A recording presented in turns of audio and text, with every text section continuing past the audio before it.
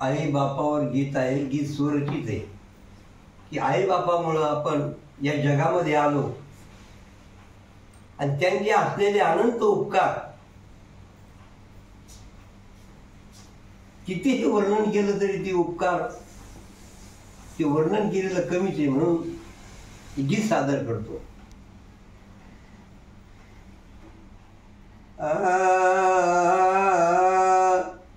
आई बाप माझे देव, आई बाप माझे देव, आई बाप माझे देव, आई बापाने सांभाळिले पोटी, आई बापाने सांभाळिले पोटी, उपकार किती कोट्यान कोटी. आई वडिलांचे उपकार किती कोट्यान कोटी, जग दाखविले माते. आई बाप जन्म दाते, जग दाखविले माते. आई बाप जन्म दाते. तुम्हीच देव तुम्हीच गुरु माझ्यासाठी. आई वडीलच माझे देव आहे, आई वडीलच माझे गुरु आहे. म्हणून तुम्हीच देव तुम्हीच गुरु, आपल्यापासून जीवन सुरू, आपल्यापासूनच जीवन सुरू, विसरणार नाही नाते. आई बाप जन्म दाते, विसरणार नाही नात जन्मभर, विसरणार नाही नाते. आई बाप जन्म दाते. आई वडिलांची करावी सेवा, आई वडिलांची करावी सेवा, आपल्या जीवनाचं सार्थक व्हावा, आपल्या जीवनाचे सार्थक व्हावा. म्हणून विसरणार नाही नाते नाते.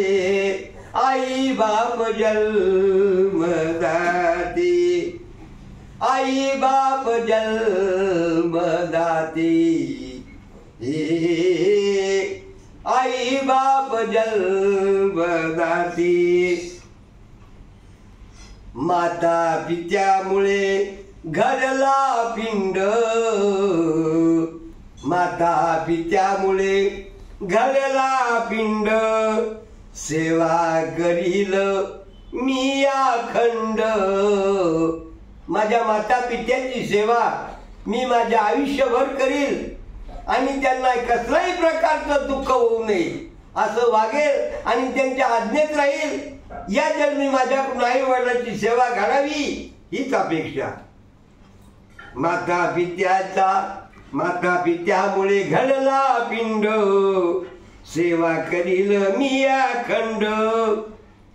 प्रतिरूप हे असते, आपण कोणाचं रूप आहे? आपल्या मायबापाचं रूप आहे. आणि याच्यात सांगायचं म्हणजे रूप कशा प्रकारचं? काही आईचे अवयव असतात आणि काही वडिलांचे अवयव असतात.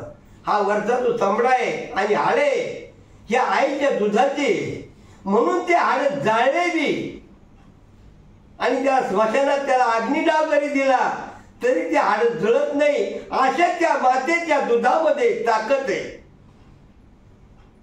प्रतिरूप तुझे असते आई बाप जन्म दाते, आई बाप जन्म दाते. आई बाप जन्म दाती. म्हणून या जन्मामध्ये आई वडिलांची करील सेवा. आई वडिलांची करील सेवा.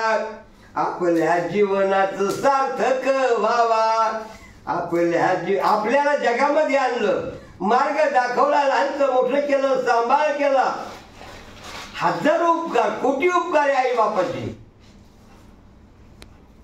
म्हणून आई वडिलांची करावी सेवा. आपल्या जीवनाचं सार्थक व्हावा. लेखणी म्हणून मुग्धुलची लेखणी लिहिते आई बाप जन्म दाते. आई बाप जन्म दाते. ओ आई बाप जन्म दाते.